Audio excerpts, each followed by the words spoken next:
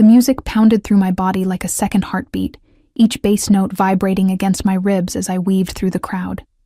Crystal chandeliers cast fractured light across the marble floors of the hotel ballroom, transforming ordinary faces into kaleidoscope masks. I shouldn't have been there, an invisible ghost among Manhattan's elite. But when your roommate is the event photographer and begs for an assistant, you don't say no. Not when you're 3 months behind on rent. "Just hold the reflector and stay out of the way," Zoe had said, squeezing my arm before disappearing into the crowd, leaving me alone with equipment I barely knew how to use. The champagne they'd offered staff was cheap, nothing like what flowed freely for the guests, but it hit my empty stomach hard. I hadn't eaten since yesterday's half sandwich. The room tilted slightly as I pressed my back against a pillar, trying to steady myself. My black uniform, borrowed from Zoe's closet, hung loose around my waist. I'd lost weight again. That's when I first noticed him. He didn't move like the others. While the crowd ebbed and flowed in chaotic patterns, he cut through like a blade. Straight, deliberate, unavoidable. 3 men flanked him, their eyes constantly scanning the room.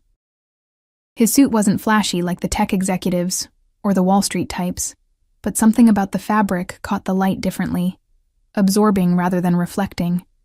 Italian, custom-made. Even I knew enough to recognize that. When he turned, I glimpsed his profile. Sharp jaw, straight nose, dark hair cropped close at the sides but longer on top. Not classically handsome, but magnetic. Something ancient in my brain whispered danger. I looked away too late, his gaze locked with mine across the room, and for a moment, everything else blurred. A half smile appeared on his face, there and gone like a camera flash. I felt naked, exposed, as if he'd reached across the distance and peeled back my skin to examine what lay beneath. "Move, will you?" Someone bumped into me, spilling champagne down my borrowed dress. The spell broke. I mumbled an apology, dabbing futilely at the stain with a cocktail napkin. When I looked up again, he was gone. "Emma, there you are!" Zoe materialized beside me, camera hanging around her neck. "I need you upstairs for the balcony shots. The client wants the whole ballroom from above." I followed her to the grand staircase, grateful for a task to focus on. The second floor was quieter, the music a distant thrum. We found a service door that led to a small balcony overlooking the ballroom. "Hold this." Zoe thrust the reflector into my hands. "And don't drop it. It costs more than your student loans." The joke hit too close to home. My stomach lurched as I positioned myself beside her, arms trembling slightly from exhaustion and hunger. Below, the party swirled in patterns of wealth and power I'd never understand. The champagne, the stress, the hunger, it all crashed against me in waves. Black spots danced at the edges of my vision. "I need to sit down," I murmured, but my voice was lost beneath the music. The spots expanded, merging into darkness. The last thing I remembered was the reflector slipping from my fingers, Zoe shouting my name, and the sensation of falling. Then, nothing. I awoke to the scent of leather and something spiced, sandalwood, perhaps, or amber. My eyelids felt heavy, but I forced them open. The first thing I saw was not where, but who. Him. The man from the ballroom. His face hovered above mine, features sharper up close. Deep-set eyes the color of burnt copper studied me with unnerving intensity. I realized, with a jolt of panic, that I was cradled against his chest, one of his arms supporting my shoulders, while the other lay across my waist. "Don't move," he said, his voice lower than I'd expected, a rough edge beneath the cultured tone. "You fainted." We were in a car. No. A limousine, the privacy divider up, enclosing us in a cocoon of soft lighting and plush seating. Outside the tinted windows, Manhattan slipped by in streaks of neon and shadow. "Where?" My voice cracked. I tried again. "Where are you taking me?" "Hospital." I struggled to sit up, panic giving me strength. "No, no hospitals. I can't afford—" I bit my lip, embarrassment flooding through me. "I'm fine. It was just low blood sugar. Please, just let me out here." His arm tightened around me, not painfully, but with unmistakable authority. "You hit your head when you fell. You need medical attention. Who are you?" I managed, though I suspected I already knew. There had been whispers at the party about a guest no one dared approach directly. Someone powerful enough to make politicians and billionaires nervous. He studied me for a long moment, as if weighing what to tell me. Alessandro Russo, he finally said, not offering his hand, not adding any title or explanation. The name hit me like cold water. Everyone in New York knew the Russo family.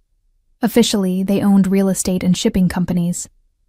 Unofficially, they controlled much of the city's underworld. I'd read enough headlines to know that law enforcement couldn't touch them. Witnesses disappeared, and prosecutors suddenly dropped cases. I was alone in a car with a man who could make people vanish. Your friend, the photographer, she's following in another car, he added, misreading my fear. She wanted to accompany you, but there wasn't room with my security. I need to go home, I said, trying to keep my voice steady. Thank you for helping me, Mr. Russo, but I'm really fine. His lips curved slightly. Alessandro, he corrected. Then, what's your name? Something told me lying would be dangerous. Emma Calloway. Emma, he repeated, as if tasting the name. You work for the event company? No, I was just helping my roommate. I'm a student at NYU, Fine Arts program. I was babbling now, words spilling out unchecked. I graduate this spring, if I can afford the last semester's tuition. His expression changed subtly, interest sharpening. You're an artist? I nodded, not trusting my voice anymore. Why was he asking? Why did he care? The car slowed, then stopped. We'd arrived at a private entrance to what looked like an upscale medical facility. Not a regular emergency room. This is my family's medical center, he explained, reading my confusion. They'll take care of you. Before I could protest again, the door opened. One of his security men stood waiting. With surprising gentleness, Alessandro shifted me toward the door, but kept one arm firmly around my waist. I can walk, I insisted weakly. Humor me, he replied, guiding me out of the car with practiced ease. Inside, everything happened quickly. I was taken to an examination room that looked more like a luxury hotel suite than a hospital. A doctor appeared, a woman in her 50s with a kind face, but eyes that darted nervously to Alessandro. It's likely just dehydration and low blood sugar, she told him after examining me, but we'll run some tests to be sure there's no concussion. Alessandro nodded. Do whatever is necessary. I'll wait. That's really not, I began, but he cut me off with a look. I'll wait, he repeated, this time to me. After blood draws and a quick CT scan, the doctor confirmed her initial assessment. You need rest, proper nutrition, and fluids, she told me. I'm prescribing some vitamins and setting up a follow-up appointment. I can't afford, I started to say. It's taken care of, Alessandro interrupted. He'd stayed nearby throughout, making calls in hushed Italian that I couldn't understand. When the doctor left, he approached my bedside. When was the last time you ate a proper meal, Emma Calloway? The question caught me off guard. I looked down at my hands. Yesterday. Maybe the day before.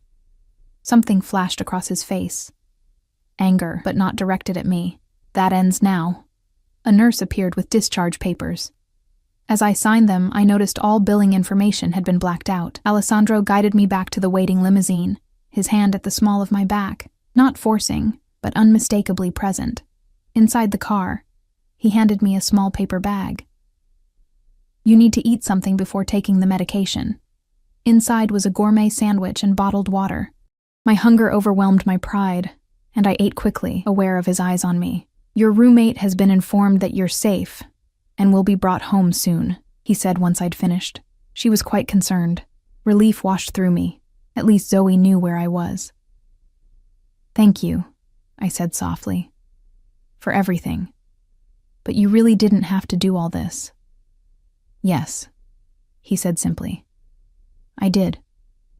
The car stopped outside my apartment building in Brooklyn, a run-down walk-up that looked especially shabby after the luxury I'd just experienced. Alessandro frowned as he took in the graffiti-covered entrance, the broken security door. This is where you live? I bristled despite myself. Not everyone can afford Manhattan penthouses, Mr. Russo. He didn't respond to my tone. Instead, he reached into his jacket and withdrew a business card. Simple, cream-colored stock with just his name and a phone number embossed in black. He pressed it into my palm, his fingers lingering against mine. If you need anything at all, you call this number. It reaches me directly. I stared at the card. Why would you? I have a proposition for you, he cut in. A business proposition. Your artwork. My heart skipped. My artwork? I collect pieces from emerging artists. I'd like to see your work. His eyes held mine. Think about it. Call the number when you're ready. One of his security men opened my door. Before I could step out, Alessandro leaned closer. The scent of his cologne enveloped me, making my head spin. Rest, Emma, he said, his voice low near my ear. We'll speak again soon. I managed a nod, then escaped the intensity of his presence. As I fumbled with my keys at the building's entrance, the limousine remained idling at the curb. Only when I was safely inside did it pull away. Upstairs, I found Zoe pacing our tiny living room. Emma, oh my God! She threw her arms around me. Are you okay? When you fell, I thought? And then he just appeared out of nowhere and caught you before you hit the ground. He wouldn't let anyone else touch you. My mind reeled. What? He caught me? You don't remember? You started to collapse, and I screamed, and suddenly he was there, like he'd been watching you. He caught you before you hit the floor, carried you out himself. Her eyes were wide. Do you know who that was? I sank onto our threadbare couch, the business card still clutched in my hand. Alessandro Russo. Zoe's face paled. The Alessandro Russo. Holy shit, Em. Those guys with him. They blocked anyone from following you. One of them told me you were being taken care of and gave me a card to call for updates. I've been getting text messages about your condition. I closed my eyes, trying to process everything. He wants to see my artwork. What? Zoe sat beside me, grabbing my arm. Are you serious? He said he collects pieces from emerging artists. Even saying it aloud sounded absurd. Zoe was quiet for a long moment. Em, be careful. Guys like that, they don't just help random girls out of kindness. I thought about the way he'd looked at me, the gentle way he'd held me, the authority in his voice when he said that ends now about my hunger. I know, I whispered. But later that night, as I lay in bed staring at the ceiling, his business card on my nightstand, I couldn't stop thinking about the moment when I'd first opened my eyes in his arms, his face hovering above mine. Those copper eyes searching my face as if memorizing every detail. In my half-conscious state, just before fully waking, I could have sworn I heard him whisper something as he held me, a single word that made no sense. Hours. 3 days passed before I found the courage to call the number on Alessandro's card. 3 days of Zoe alternating between excitement, do you know how much his kind of people pay for art? And concern, just be careful, Em. Men like him always want something. 3 days of trying to convince myself I had imagined the whispered word, the intensity in his eyes. My finger hovered over the call button for nearly 10 minutes before I finally pressed it. The phone rang twice before a deep voice answered. Not Alessandro's. Ms. Calloway, the man said. Not a question, but a statement. The boss is expecting your call. My stomach dropped. How did they know it was me? I hadn't even given my name to the caller ID. Before I could respond, there was a rustling sound, and then Alessandro's voice came through the speaker, sending an involuntary shiver down my spine. Emma, he said, and somehow the way he pronounced my name made it sound like something precious. I was beginning to think you wouldn't call. My voice caught. I cleared my throat and tried again. I've been thinking about your offer. To see my artwork. Good. Are you free tomorrow afternoon? The question caught me off guard. I had expected more preamble. Perhaps a formal gallery appointment. Yes, I don't have classes on Fridays. Perfect. My driver will collect you at 2. It wasn't a request. Bring samples of your work, whatever you consider your best pieces. Mr. Russo? Alessandro, he corrected, the same way he had in the car. Alessandro, I repeated, the name feeling foreign on my tongue. I don't think I can transport my larger canvases. I work primarily in oils, and some of them are quite big. There was a pause, and I could almost feel him recalibrating. Where do you work? Do you have a studio? Just my bedroom, I admitted, embarrassment warming my cheeks. I had studio space at school, but I couldn't afford the fees this semester. Another pause. Longer this time. When he spoke again, his voice had an edge to it. Give me your address. I'll come to you. Alarm bells rang in my head. A man like Alessandro Russo in our shabby apartment? That's not necessary. It is. He cut me off. If I'm to properly evaluate your work, I need to see it in its entirety, not just samples. I swallowed hard. There was no graceful way to refuse without losing this opportunity completely.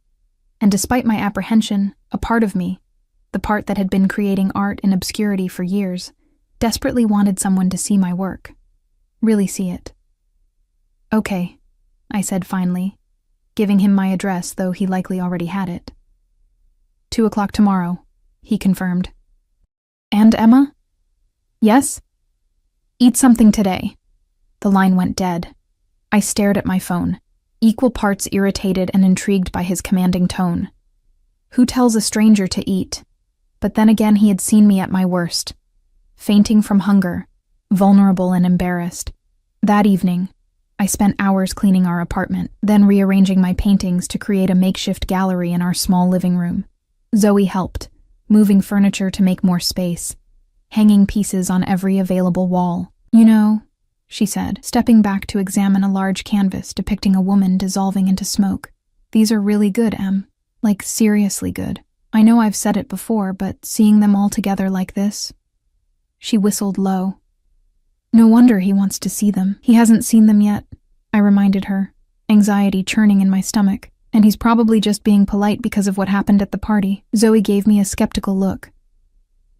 Men like Alessandro Russo don't do anything out of politeness.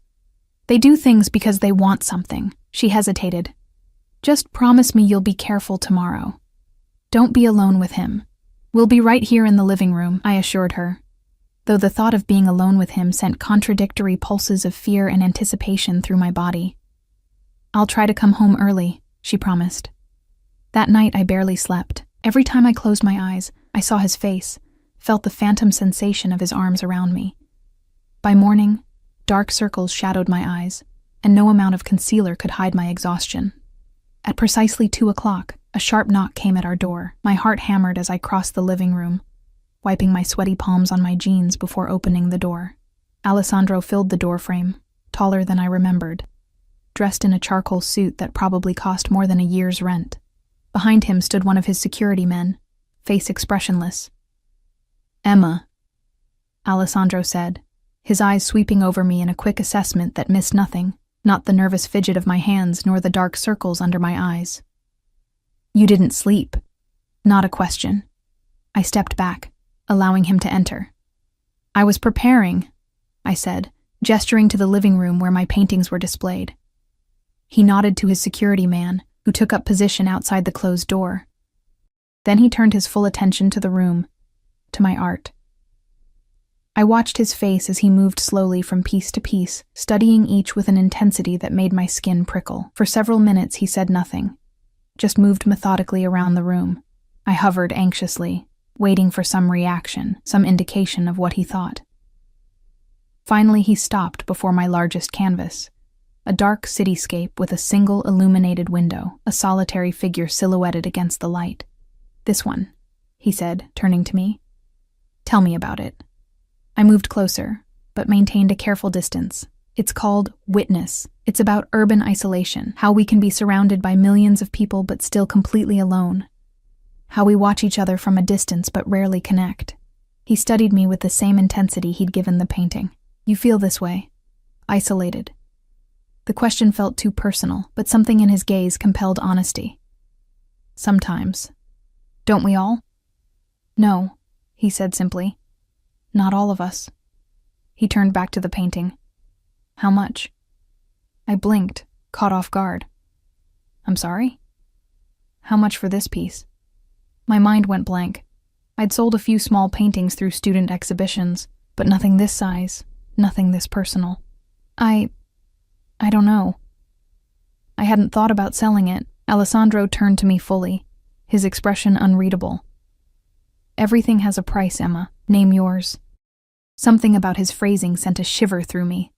5,000, I blurted out, naming a figure that seemed outrageous to me. The corner of his mouth twitched, not quite a smile. That's severely undervalued. He reached into his jacket and withdrew a checkbook. 20,000. I gasped. That's too much. It's not worth. I decide what things are worth to me, he interrupted, already writing the check. And I want this piece, along with those two. He nodded toward a pair of smaller canvases. One of a woman with her back turned, looking out over turbulent water, another of hands reaching through darkness toward a single point of light. I felt dizzy. Those as well? 10,000 each. He tore out the check and held it out to me. 40,000 total. My hand trembled as I took the check, staring at the amount written in bold, confident strokes. This was more money than I'd ever seen at once. Enough for tuition, rent, supplies for a year or more. Why? I managed to ask, looking up at him. Alessandro studied me for a long moment.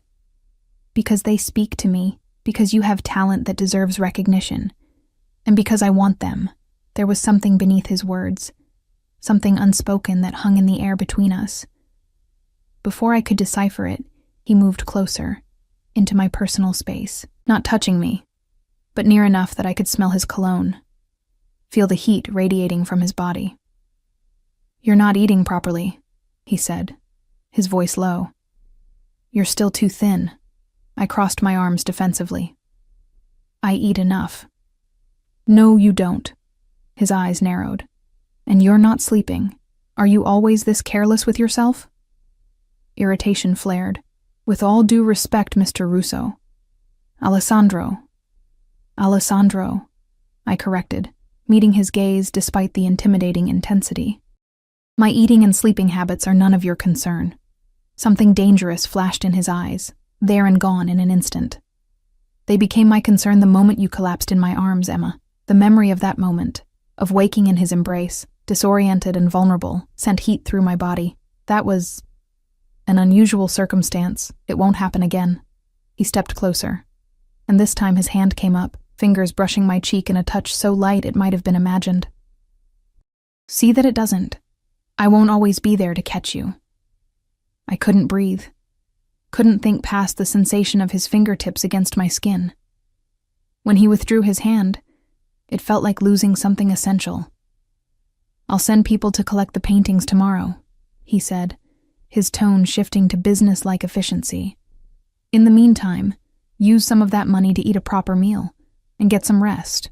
I nodded, still clutching the check. "Thank you.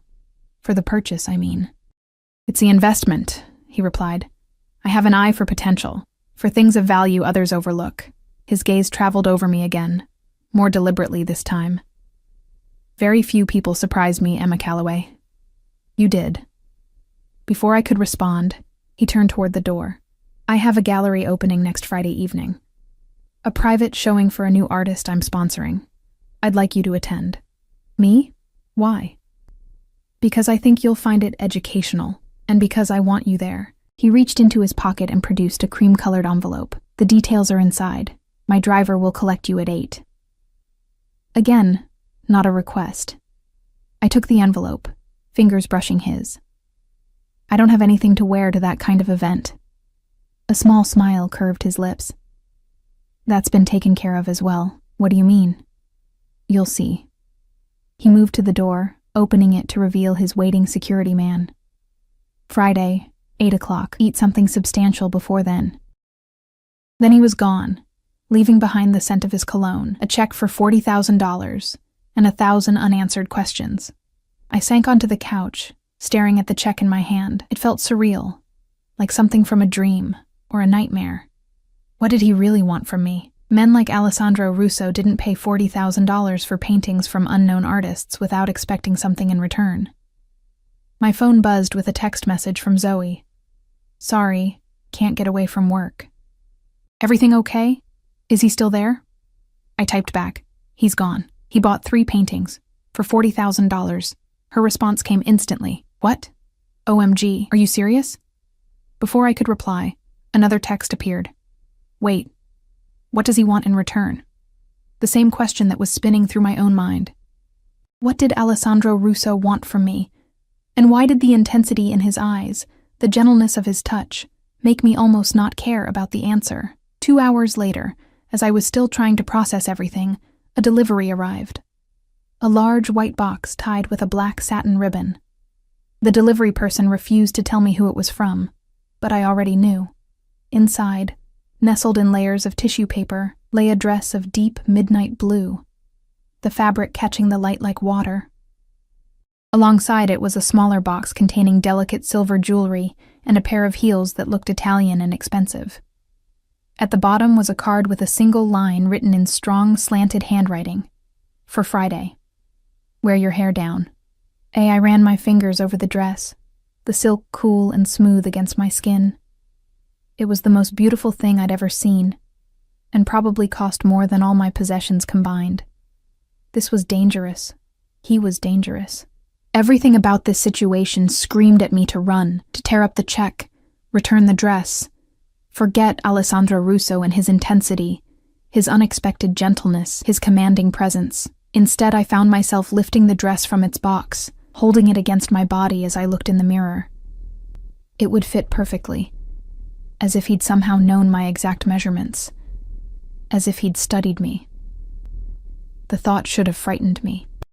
Instead, I felt a thrill run through me, a dangerous, forbidden excitement at being seen, truly seen, by someone like him. Friday suddenly seemed very far away. The next morning, I deposited the check, half expecting it to bounce despite knowing it wouldn't. By afternoon, the funds were in my account, more money than I'd ever had at once. I paid my outstanding tuition balance, bought art supplies, and set aside money for rent and groceries. Still, most of it remained, a strange security I'd never known before. True to his word, men came for the paintings, handling them with professional care, wrapping each meticulously before carrying them away. They left me with a receipt and another business card, this one for an art gallery in Chelsea. The owner's name was circled in the same strong handwriting. She's expecting your call. That evening, as I sat on the fire escape outside our apartment window, sketching the sunset, my phone rang with an unknown number. "Ms. Calloway?" a woman's voice asked when I answered. "This is Sophia Russo, Alessandro's sister." My pencil froze mid-stroke. "Oh, hello. My brother asked me to call you," she continued, her voice pleasant but reserved. "He mentioned you might need assistance preparing for Friday's event. That's not necessary. It wasn't a suggestion," she cut in smoothly. "Alessandro rarely takes an interest in new artists. When he does, the family supports his decision. I'll pick you up tomorrow at noon. We'll have lunch, then visit my personal stylist." Like her brother, Sophia Russo didn't make requests. She stated what would happen. Before I could formulate a response, she added more softly, "He told me about your work. I'd like to see it for myself sometime." "Of course," I managed. "Good. Noon tomorrow, then." She hung up. I stared at my phone, then out at the darkening sky. What was happening to my life? A week ago, I was just another struggling art student, invisible and forgettable. Now I had caught the attention of one of New York's most powerful and dangerous families, all because I'd fainted at a party. All because Alessandro Russo had caught me as I fell. All because he'd whispered that single, inexplicable word as I lay unconscious in his arms. Ours. Sophia Russo was nothing like her brother. Where Alessandro emanated danger and intensity, Sophia was all polish and practiced charm. She arrived in a sleek black Mercedes, not a limousine, with only a driver and no visible security. Her handshake was firm, her smile diplomatic, her designer outfit impeccable without being flashy. "You're smaller than I expected," she said, appraising me as we settled into the back seat. "Alessandro said you were too thin, but I assumed he was exaggerating." I shifted uncomfortably. "I've been busy with school. Sometimes I forget to eat." Sophia raised a perfectly shaped eyebrow. "A dangerous habit, especially around my brother." "What do you mean?" "Alessandro has protective instincts." She studied me with eyes the same burnt copper as her brother's. "He doesn't like seeing vulnerability without addressing it." The car glided through Manhattan traffic with the frictionless ease of extreme wealth. We arrived at a discreet restaurant on the Upper East Side, where the maitre d' greeted Sophia by name and led us to a private dining room. "So," Sophia said once we were seated and wine had been poured, "tell me about your art." "Didn't Alessandro already tell you?" I'd prefer to hear it from you. I described my work, my techniques, my inspiration. As I spoke, Sophia watched me with an analytical gaze that missed nothing. She asked specific, knowledgeable questions that revealed her own extensive art background. "You're talented," she concluded as our main course arrived. "But talent alone doesn't explain my brother's interest." I set down my fork. "What does that mean?" Sophia took a sip of wine, considering her words. "Alessandro doesn't collect art for status or investment, though he's shrewd about both. He collects pieces that speak to him on a personal level." She leaned forward slightly. "The fact that he purchased 3 of your works at once is unusual. I got the impression he overpaid significantly." "Oh, he absolutely did." Sophia waved a dismissive hand. "But money means nothing to him. Your paintings contain something he wanted to possess." A chill ran through me at her phrasing. "I just paint what I see and feel. And what my brother saw in your work resonated with him." She studied me again. "What happened at the gallery event? Alessandro told me you fainted, but he was unusually vague about the details." I described the night, ending with waking up in Alessandro's arms. I omitted the whispered word. It felt too private, too confusing to share, even with his sister. Sophia listened intently. When I finished, she nodded slowly. "And now he's invited you to the opening on Friday, as his guest. Is that significant?" "Alessandro doesn't bring guests to business events," Sophia said carefully. "Ever." The implications hung between us. I pushed my half-eaten food around my plate, appetite suddenly gone. "I don't understand what he wants from me." Sophia's expression softened fractionally. "Neither does he, I suspect." She reached for her purse. "Come, we have appointments to keep." The rest of the afternoon passed in a whirlwind of luxury. Sophia's stylist worked on my hair and makeup, teaching me techniques for the event. A personal shopper brought selections that complemented the blue dress. Sophia supervised everything with crisp efficiency, occasionally stepping away for hushed phone calls in Italian. By 5 o'clock, I barely recognized myself in the salon mirror. My usually unruly hair fell in soft waves, my skin looked luminous, and I'd learned how to recreate the subtle makeup look for Friday. "Alessandro was right about your bone structure," Sophia commented as we returned to the car. "You clean up remarkably well." I wasn't sure if it was a compliment or an observation. "Thank you for today," I said. "For everything." She waved my gratitude away. "This isn't charity, Emma. When a Russo shows interest in something, or someone, we protect that interest." She handed me a small shopping bag containing cosmetics and accessories. "Friday is important to Alessandro. Important people will be there. Don't embarrass him." "I'll do my best," I said stiffly. Sophia's expression thawed slightly. That came out harsher than intended. What I meant was, be yourself, but the best version. The version I've seen glimpses of today. Her tone softened further. "My brother doesn't extend himself for just anyone. There must be something special about you." Before I could respond, the car stopped outside my building. Sophia's eyes narrowed at the graffiti-covered entrance. "This neighborhood isn't safe. It's all I can afford," I said, though that wasn't entirely true anymore. "Thank you again for today." Sophia nodded. As I reached for the door handle, she spoke again. "Emma, one more thing." I turned back. "Yes?" "Be careful with Alessandro," she said, her voice uncharacteristically gentle, "not because he would hurt you, but because he doesn't know how to care for fragile things without breaking them." The warning stayed with me for the next 2 days, echoing in my mind as I tried to focus on schoolwork and not the approaching Friday evening. Sophia had given me a glimpse into Alessandro's world, a world of wealth, power, and unspoken rules I didn't understand. Friday arrived with a mixture of anticipation and dread. I spent hours getting ready, following Sophia's instructions meticulously. When I finally stepped into the midnight blue dress, it fit as if created specifically for my body. The silk flowed like water, making me feel simultaneously exposed and armored. At precisely 8, a knock came at the door. I opened it, expecting a driver, but found Alessandro himself standing there. For a moment, he simply looked at me, his expression shifting subtly from appreciation to something deeper, more possessive. "Beautiful," he said finally. the single word carrying more weight than effusive praise. I flushed under his scrutiny. Thank you. And thank you for the dress. You shouldn't have. I wanted to, he cut in. It suits you. In the sleek black limousine, Alessandro sat closer than necessary, his thigh occasionally brushing mine when the car turned. He smelled of that same sandalwood cologne, mingled with something distinctly his. Sophia tells me you had a productive day together, he said, his eyes still moving over me in that assessing way that made my skin tingle. She was very helpful. I hesitated.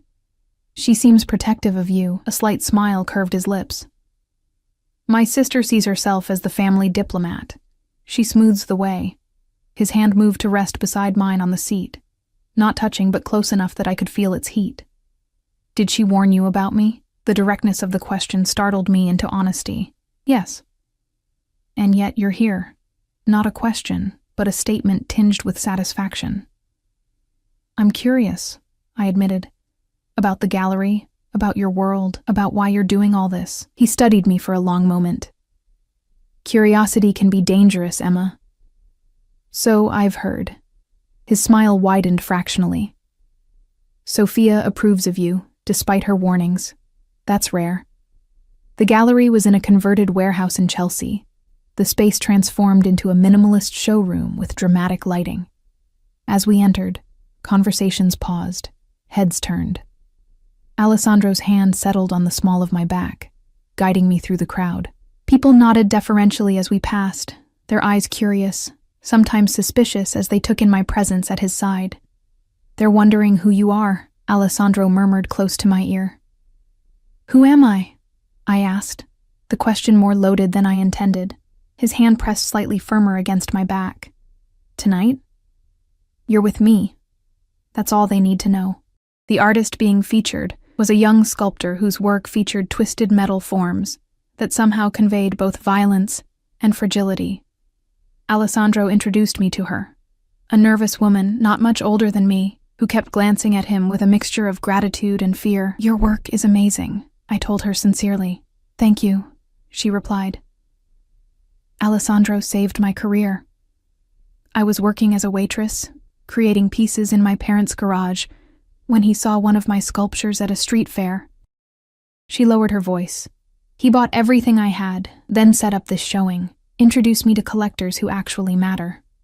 I glanced at Alessandro, who was speaking with an older couple nearby, his attention seemingly elsewhere, though I suspected he could hear every word. Why would he do that? I asked. The sculptor shrugged. He said my work reminded him of how beauty can emerge from destruction. She looked around at the crowded gallery, at the red sold stickers already appearing beside most pieces. Whatever his reasons, I'm grateful. Throughout the evening, Alessandro kept me close, his hand returning to my back whenever we moved through the crowd. He introduced me to selected people, gallery owners, collectors, artists, but deflected questions about my relationship to him with practiced ease. Emma is a talented painter, he would say. You'll be seeing her work soon enough. By the time we left, my head was spinning from champagne and information overload. The limousine waited at the curb, and Alessandro helped me inside with a gentleness that contrasted with the commanding presence he'd projected all evening. What did you think? He asked as the car pulled away. It was enlightening, I said. Everyone seems afraid of you, even the artist you're helping. Alessandro didn't deny it. Fear and respect often look similar. Which do you prefer? His eyes gleamed in the dimly lit interior. From most people, either is acceptable. He shifted closer. From you? Neither. My breath caught.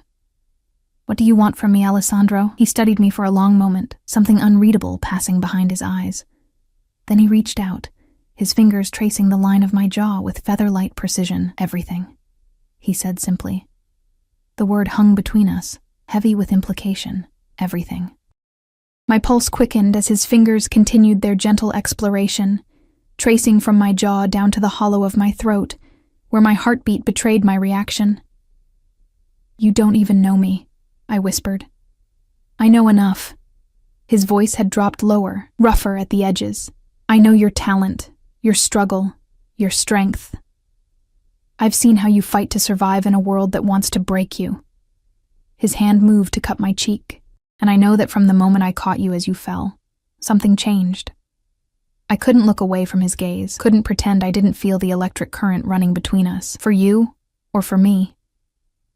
Both.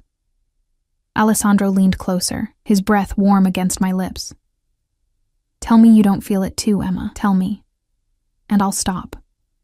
The invitation to refuse was there, genuine despite the power he held over me in so many ways.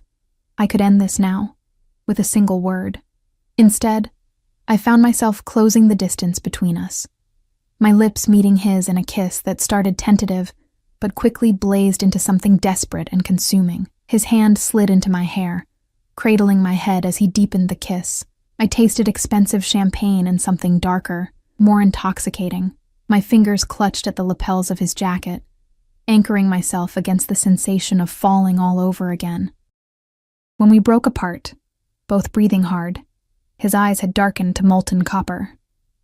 "Come home with me," he said, the words somewhere between a question and a command. Warning bells rang in my head, Sophia's caution echoing. He doesn't know how to care for fragile things without breaking them, yet I found myself nodding, unable to deny the pull between us.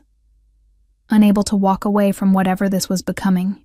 Alessandro pressed a button on the console beside him, murmured something in Italian to the driver, then drew me back into his arms. The rest of the ride passed in a blur of heated kisses and exploring touches, his hands respectful yet possessive, always stopping just short of crossing invisible boundaries.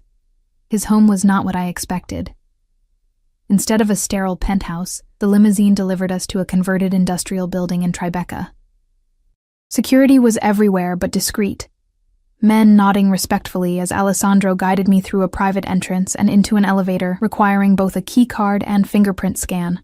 "I value my privacy," he explained, noting my surprise at the measures. The elevator opened directly into his apartment, though apartment seemed an inadequate word for the sprawling space. High ceilings with exposed beams, brick walls softened by strategic lighting, and floor-to-ceiling windows showcasing the glittering city beyond. But what caught my breath was the art. Dozens of pieces, thoughtfully arranged throughout the open space. Paintings, sculptures, installations, some by artists I recognized, others unfamiliar. And there, in a place of honor on the main wall, my 3 paintings, already professionally hung and perfectly lit. "You displayed them," I said softly, moving closer to the wall. Alessandro came up behind me, his hands settling lightly on my shoulders. "Of course. Art should be seen, appreciated." His thumb traced small circles against the bare skin of my upper back. "Like you." I turned in his embrace, studying his face. "Why me, Alessandro? With your resources, your connections. You could have anyone. Why a struggling artist from Brooklyn?" His expression softened fractionally. "Because you're real." He tucked a strand of hair behind my ear. "In my world, authenticity is rare and precious. You create beauty from pain without artifice. You survived hardship without becoming hard. You barely know me," I repeated, though the protest sounded weak even to my ears. "I know what matters."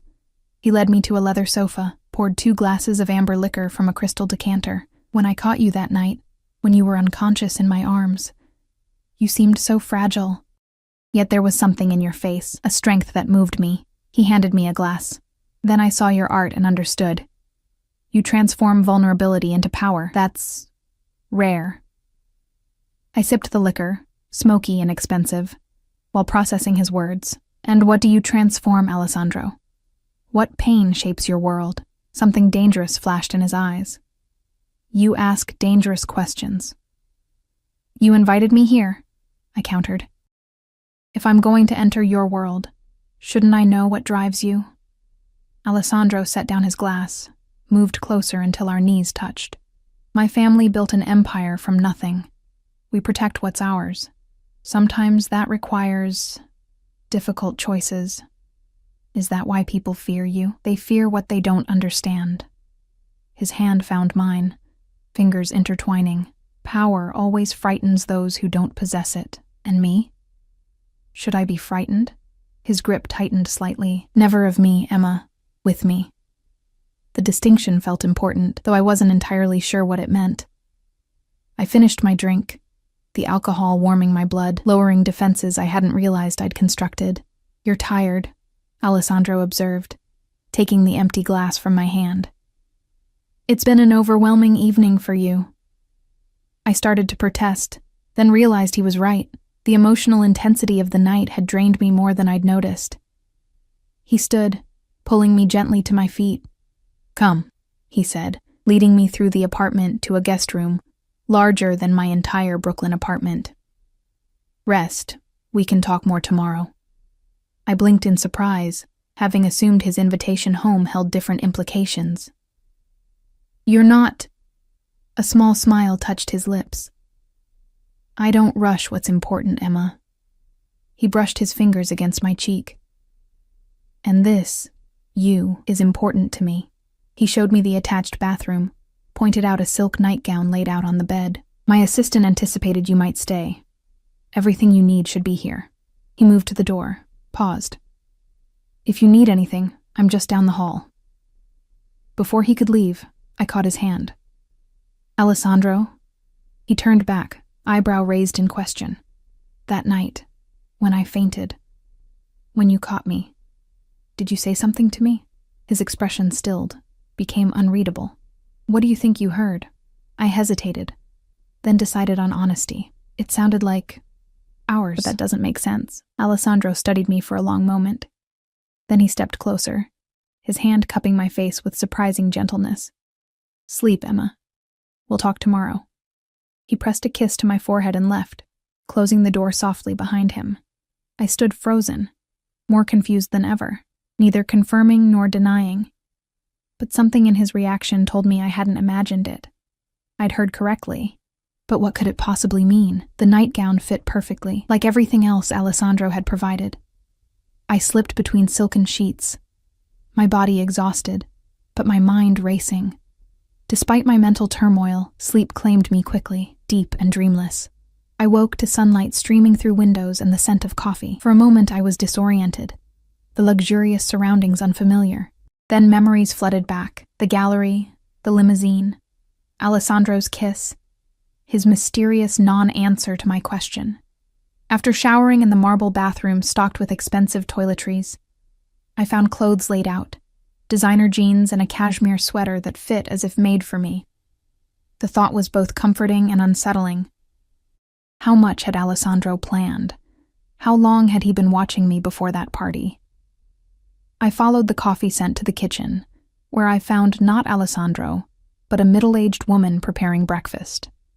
"Good morning, Miss Emma," she said with a slight accent, Eastern European perhaps. "Mr. Russo had to step out for a business matter but said to make you comfortable. Breakfast will be ready in 5 minutes." "Thank you." I accepted the coffee she offered, wandered to the floor-to-ceiling windows while I waited. The view was spectacular. Manhattan spread below like a living map, the morning sun glinting off glass and steel. My phone buzzed in the pocket of the borrowed jeans. A text from Zoe. Where are you? Did not come home last night? Are you okay?" I quickly responded, "I'm fine. At Alessandro's." "Nothing happened. We'll explain later." Her response was immediate. "Nothing happened? At Alessandro Russo's? Call me." Before I could reply, I heard the elevator doors open. Alessandro strode in, dressed impeccably in a charcoal suit, speaking rapid Italian into his phone. He spotted me by the windows and his expression warmed, though he continued his conversation for another minute before ending the call. "You slept well?" he asked, crossing to where I stood. I nodded. "Better than I have in months. Good." He brushed a kiss against my cheek, the gesture surprisingly domestic. "I'm sorry I wasn't here when you woke. An urgent matter required my attention." "It's fine. Your housekeeper has been very kind. Mrs. Petrova takes good care of me." He guided me to the dining area where breakfast was being laid out, an impressive spread of pastries, fruit, and eggs. "And now a view." Over breakfast, Alessandro outlined his day, meetings until early afternoon. Then he would be free. "I thought perhaps I could show you my other galleries. Several have spaces opening for exhibitions in the coming months." The implication was clear. "You want to show my work?" Of course. He said it as if it were the most natural thing in the world, as if unknown artists regularly received such opportunities. Your talent deserves to be seen. I set down my coffee cup carefully. Alessandro, this is happening very fast. Yesterday I was a student struggling to pay tuition. Today you're talking about gallery exhibitions. And it feels, I don't know, like I haven't earned it. His expression hardened slightly. The art world isn't a meritocracy, Emma. Talent means nothing without opportunity and connections. I'm offering both. Because you... What? Like my paintings? Like me? I met his gaze directly. What am I to you, Alessandro? He reached across the table, took my hand in his. You're something precious I found unexpectedly. Something I want to protect and nurture. His thumb stroked across my knuckles. Is that so difficult to accept when it comes from someone like you? Yes. Someone like me, he repeated, a dangerous edge entering his voice. And what am I, in your eyes? I didn't look away. Powerful. Dangerous. Someone who takes what he wants and eliminates obstacles. Someone people fear. I paused. Someone I'm drawn to despite all the warning signs. Alessandro's grip tightened. At least you're honest. He studied me for a long moment.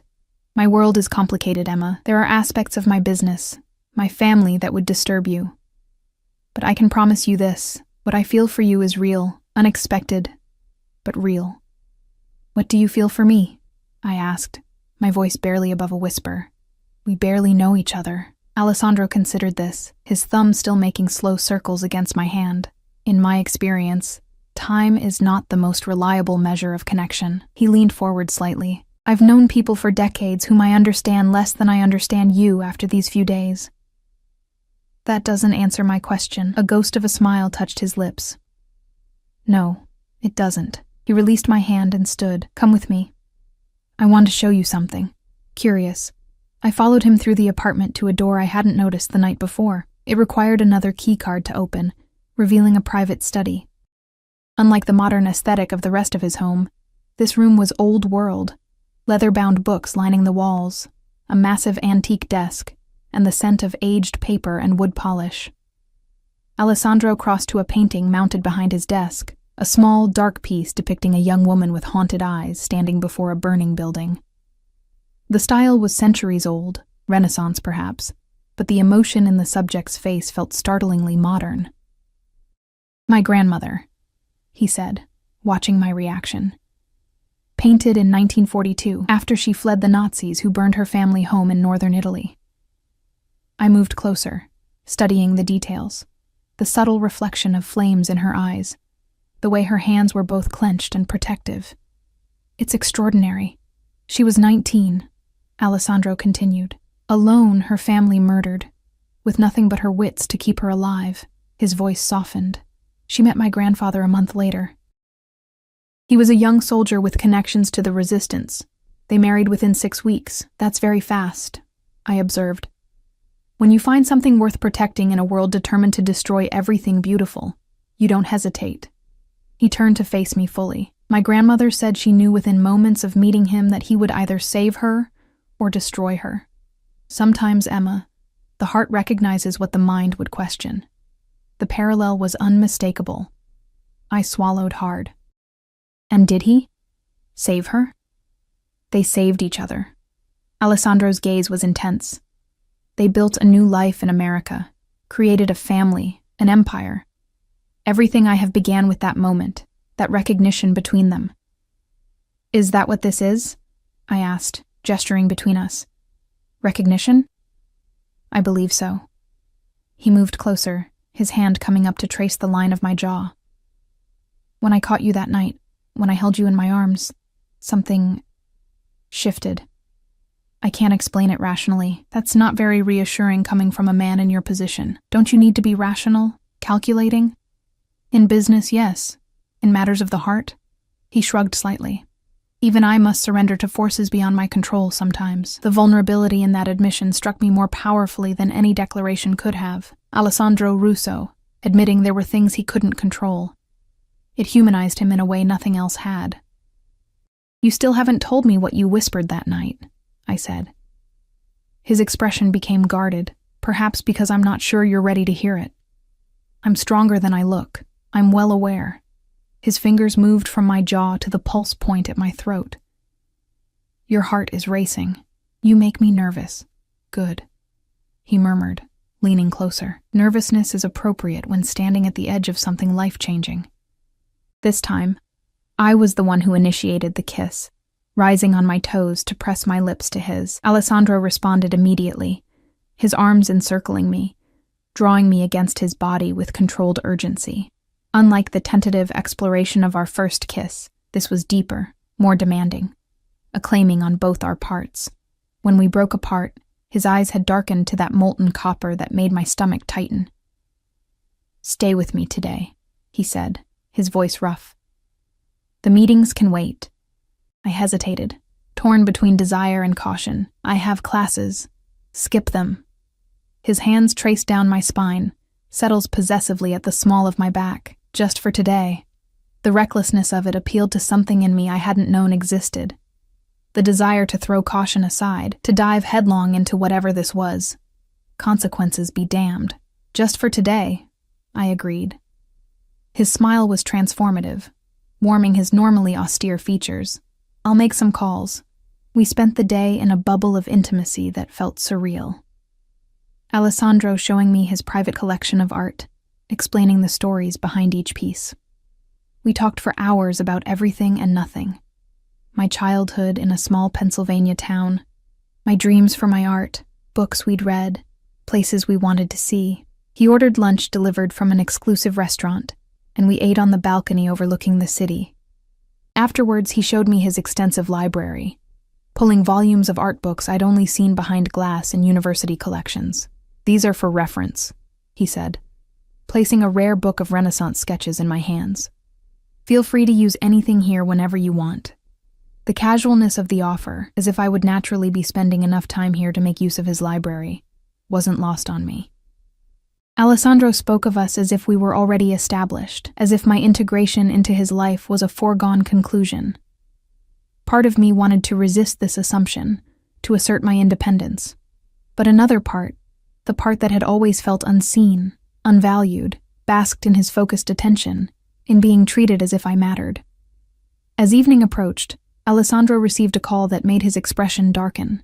He spoke in rapid Italian, his tone hardening with each exchange. When he hung up, the warmth I'd witnessed all day had vanished, replaced by cold calculation. I need to go out, he said, already reaching for his jacket. A situation requires my personal attention. Is everything okay?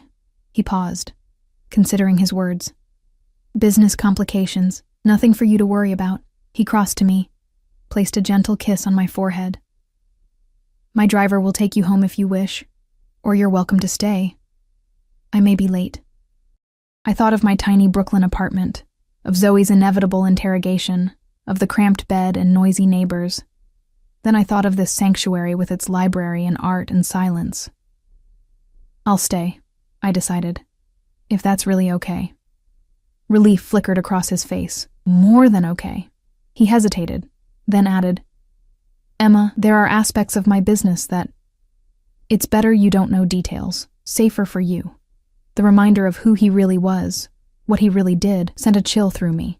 I'd spent the day with Alessandro the art collector, the intelligent conversationalist, the attentive companion.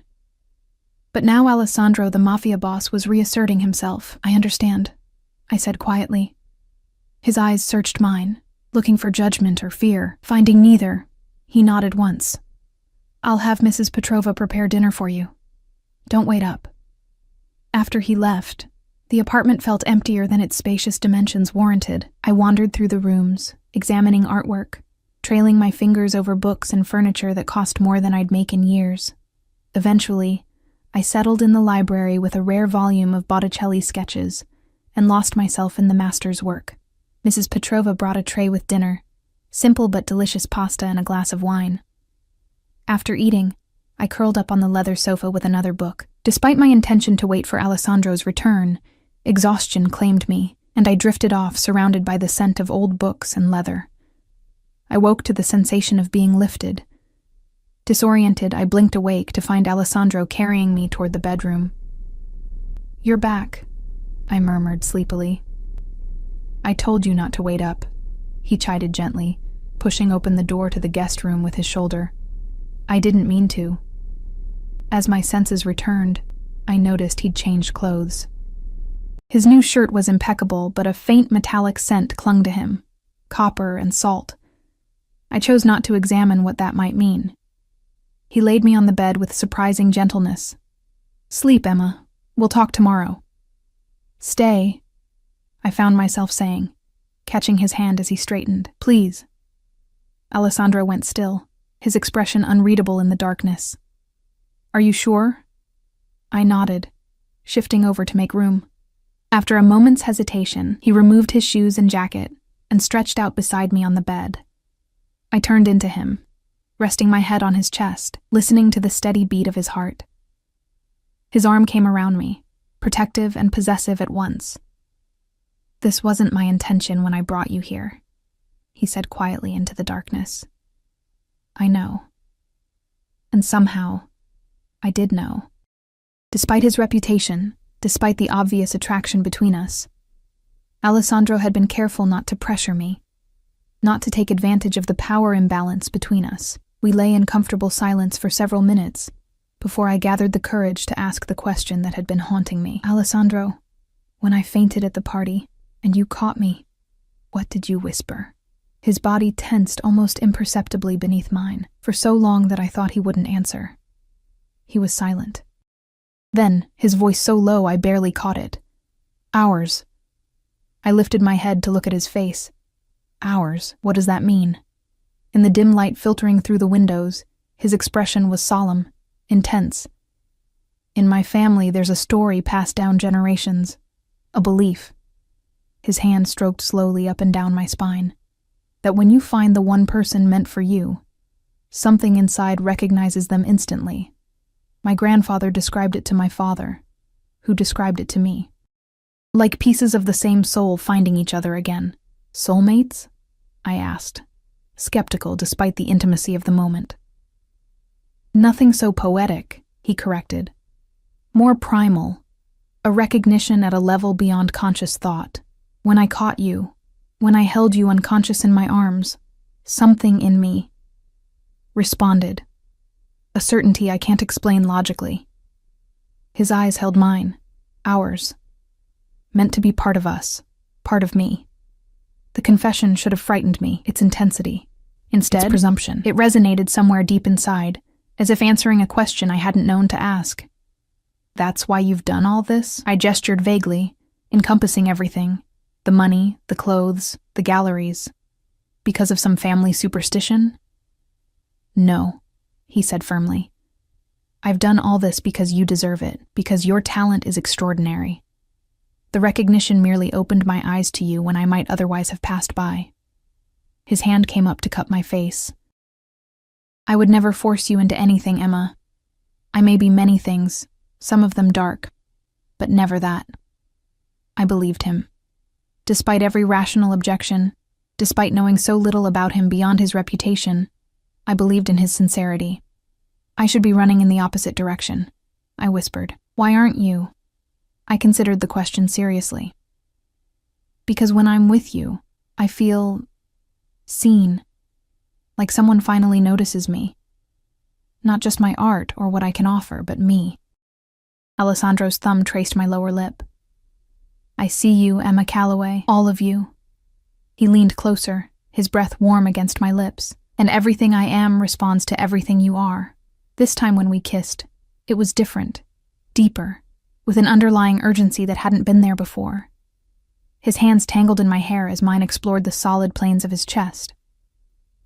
We moved together as if we'd done this countless times, as if our bodies already knew the language of each other. Clothes were discarded slowly.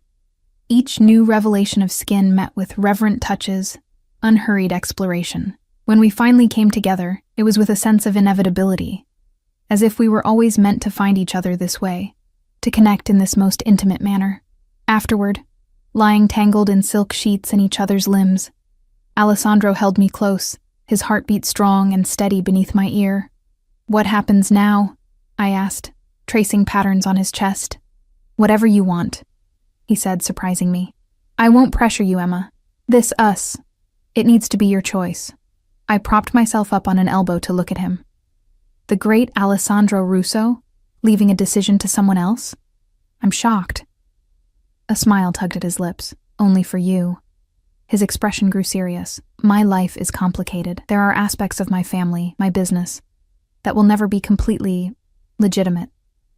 I won't insult you by pretending otherwise. I know what your family does, Alessandro." "You know rumors, headlines," he corrected. "The reality is both less and more dramatic than what you've heard." He tucked a strand of hair behind my ear. "I can promise you safety, protection, everything material you could want, but I can't promise a simple life." I thought about my existence before him. The struggle to pay rent, to buy art supplies, to be noticed in a world that valued connections over talent. Then I thought about these past few days. Not just the luxury and opportunity, but the feeling of being valued, being seen. "I don't need simple," I said finally. "I just need real." Alessandro's eyes darkened. "What we have is real, Emma. Perhaps the only real thing in my world right now."